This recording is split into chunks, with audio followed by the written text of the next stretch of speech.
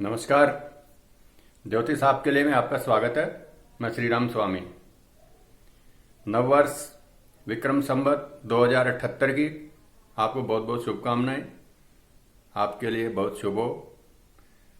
इस कोरोना काल में आपके लिए एक उम्मीद की किरण लेके आए, ऐसे हम आपके लिए शुभकामनाएं करते हैं। हमारे यहाँ पर विक्रम संवत का चलन है, ईसवी सन का भी चलन है।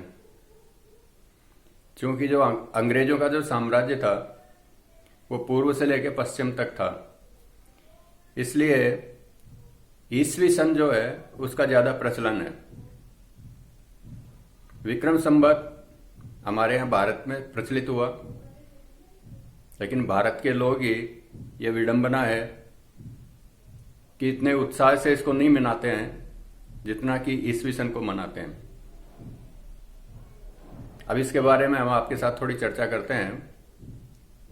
ईसवी सन, विक्रम संवत और हिजरी सन यानी मुस्लिमों का सन, हर सभ्यता का अपने अपने संवत रहे हैं। ये सभ्यता के वैभव का और उनकी पुरातनता का प्रतीक है। हमारे यहाँ परंपरा रही है कि जो भी राजा अपने नाम से संवत चलाना चाहे उसको अपनी प्रजा का पहले ऋण चुकता करना पड़ता था। बहुत कम लोग इस तथ्य को जानते। उसके पश्चात ही वो अपने नाम से संवत चला सकता था। बहुत से राजाओं के नाम से संवत चले, वो जनता की श्रद्धावश, प्रजा की श्रद्धावश और उनके समर्थन के कारण से चले।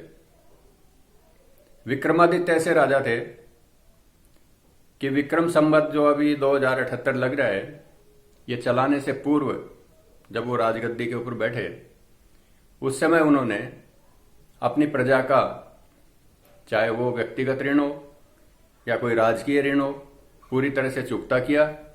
उसके पश्चात उन्होंने इस संवत की शुरुआत की।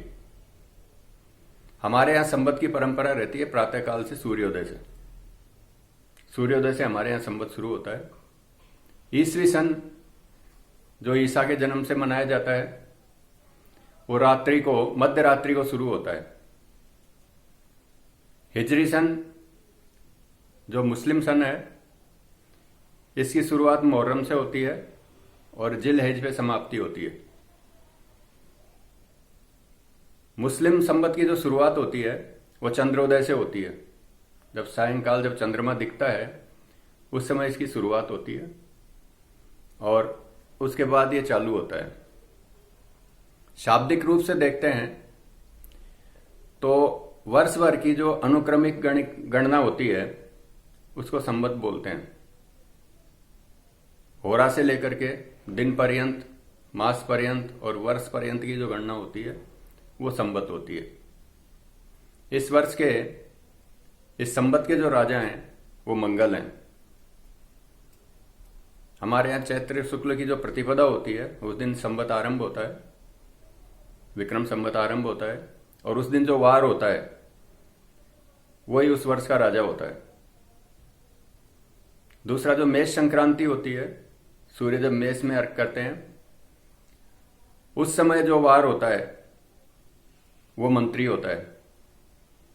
तो अब की बार मेष संक्रांति भी 13 तारीख को ही है, मंगलवार को ही है, और मंगलवार को ही नए संवत की शुरुआत हो रही है। इसलिए मंगल ही राजा हो गए और मंगल ही मंत्री हो गए। मंगल चूंकि क्रूर ग्रह हैं, इस वर्ष में आपराधिक घटनाएं, चोरी की घटनाएं, डाकाजनी की घटनाएं, अग्निकांड, भूकंप, ये प्राकृतिक आपदाएं ज्यादा रहेंगी। वायु का प्रकोप ज्यादा रहेगा, मंगल का प्रभाव है। और समय का जो निवास है वो रजक के घर है।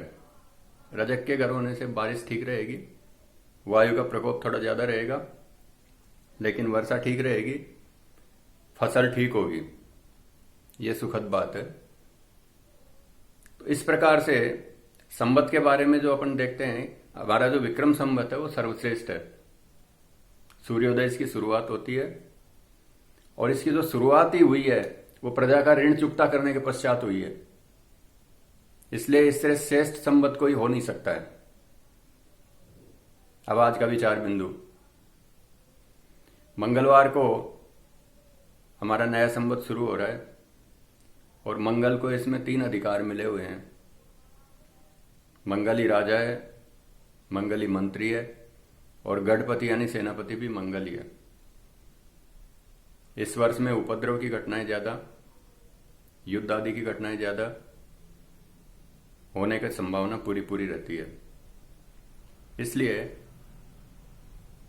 नववर्ष के आरंभ के दिन मंगल का दान करें।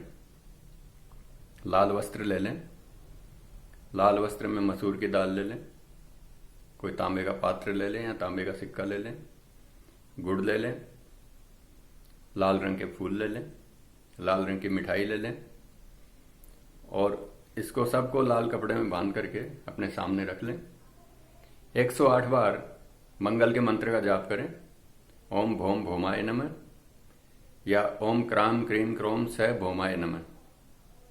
इन दोनों मंत्रों में से किसी भी मंत्र का जाप करें 108 बार, फिर इसका आप दान करते हैं योग्य व्यक्ति को, उचित व्यक्ति को, नहीं तो किसी मंदिर में, हनुमान मंदिर या शिव मंदिर में इसका दान कर दें। इसके करने से वर्ष भर आपके ऊपर मंगल की कृपा बनी रहेगी, कि मंगल का अधिकार क्षेत्र इस वर्ष में ज्यादा रहेगा, उनकी कृपा बनी रहेगी। आप ये करें, निश्चित रूप से आपको लाभ होगा। आज के लिए इतना ही। अगले सप्ताह फिर एक नए विषय के साथ में आपके सामने आएंगे। तब तक के लिए नमस्कार। जय मां पीताम्बरा।